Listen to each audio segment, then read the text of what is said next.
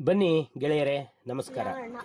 ಇಂದು ನಾವು ಪಯಣ car museum ಅನ್ನೋ ಜಾಗಕ್ಕೆ ಭೇಟಿ ಕೊಡೋಣ. ಇದು ಮೈಸೂರಿನಿಂದ 15 ಕಿಲೋಮೀಟರ್ ಬೆಂಗಳೂರು ರಸ್ತೆಯಲ್ಲಿ ಪ್ರಯಾಣ ಮಾಡಿದರೆ ಶ್ರೀರಂಗಪಟ್ಟಣಕ್ಕಿಂತ ಸ್ವಲ್ಪ ಮೊದಲು ಬಲಗಡೆಯಲ್ಲಿ ದೊಡ್ಡದಾದ ವಾಹನದ ಚಕ್ರದ ಆಕೃತಿಯ ಕಟ್ಟಡವೊಂದು ಕಾಣುತ್ತದೆ. ಅದೇ ಈ ವಿಂಟೇಜ್ ಕಾರ್ಗಳ ಸಂಗ್ರಹಾಲಯ. ನೋಡಿ, ಒಬ್ಬರಿಗೆ 75 ರೂಪಾಯಿ ಪ್ರವೇಶ ದರ.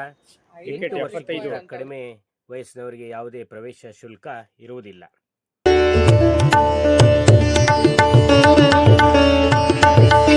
ಈಗ ನಾವು ಒಳಗೆ ಹೋಗ್ತಾ ಇದ್ದೇವೆ. ಇಲ್ಲಿ ಹಳೆ ಕಾಲದ ಎತ್ತಿನ ಗಾಡಿಯಿಂದ ಹಿಡಿದು ಕಾರುಗಳ ಅನೇಕ ಮಾದರಿಗಳನ್ನು ಒಂದಾದ ಮೇಲೆ ಒಂದು ಇರಿಸಲಾಗಿದೆ. ಹಳೆ ಕಾಲದಲ್ಲಿ ಕಾರುಗಳು ಹೇಗೆ ಇರ್ತಿದ್ವು ಅನ್ನೋ ಕಾರಿನ ಮಾದರಿಯ ಜೊತೆಗೆ ಆ ಕಾರಿನ ಎದುರುಗಡೆ ಈ ಫಲಕದಲ್ಲಿ ಆ ಕಾರನ್ನು ತಯಾರಿಸಿದ ಕಂಪನಿ, ಆ ಕಾರಿನ ಹೆಸರು, ಆ ಕಾರನ್ನು ತಯಾರಿಸಿದ ವರ್ಷ, ಅದರ ಅಶ್ವಶಕ್ತಿ, ಕಾರಿನ ಬೆಲೆ, ಅದನ್ನು ಕೊಟ್ಟವರು ಯಾರು ಇತ್ಯಾದಿ ಎಲ್ಲ ವಿವರಗಳನ್ನು ಕೂಡ ಹಾಕಿ ಇಟ್ಟಿದ್ದಾರೆ. ನೋಡಿ, ಇದು ಜಯಚಾಮರಾಜೇಂದ್ರ ಒಡೆಯರ್ ಅವರು, ಮೈಸೂರಿನ ಮಹಾರಾಜರು, ಅವರು ಉಪಯೋಗಿಸ್ತಾ ಇದ್ದಂತಹ ಕಾರು ಇದು.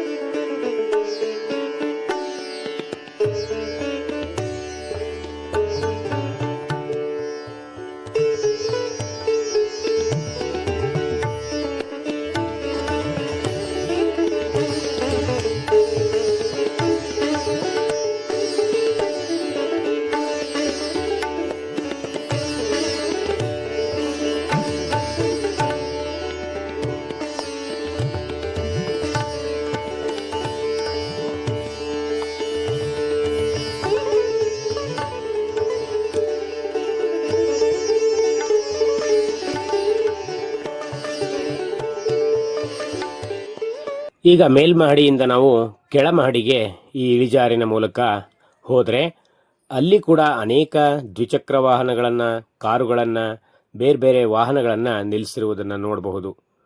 ನೋಡಿ, ಇದು ಮಿಲಿಟರಿ ವಾಹನ, ಸೈನ್ಯದಲ್ಲಿ ಉಪಯೋಗವಾಗ್ತಾ ಇದ್ದಂತಹ ಗಟ್ಟಿಯಾದ ಮೈಯನ್ನು ಹೊಂದಿದಂತಹ ಕಬ್ಬಿಣದ ವಾಹನಗಳು.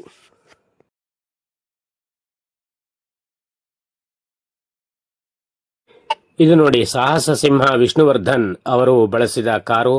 ಅವರೇ ಇದನ್ನ ಕೊಡುಗೆಯಾಗಿ ನೀಡಿದ್ದಾರೆ. ಅವರ ಪ್ರತಿಕೃತಿಯನ್ನು ನಾವು ಇಲ್ಲಿ ಕಾಣಬಹುದು.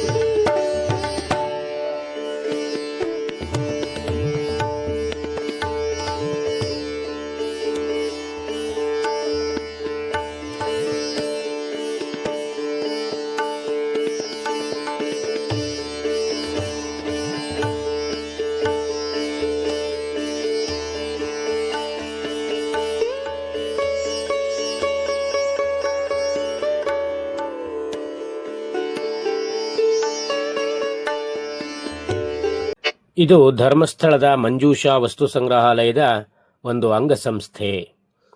ಇಲ್ಲಿ ಇನ್ನೊಂದು ಬದಿಗೆ ಹೋದರೆ ಅನೇಕ ಹಳೆ ಕಾಲದ ಗೃಹೋಪಯೋಗಿ ವಸ್ತುಗಳನ್ನು ನೋಡಬಹುದು.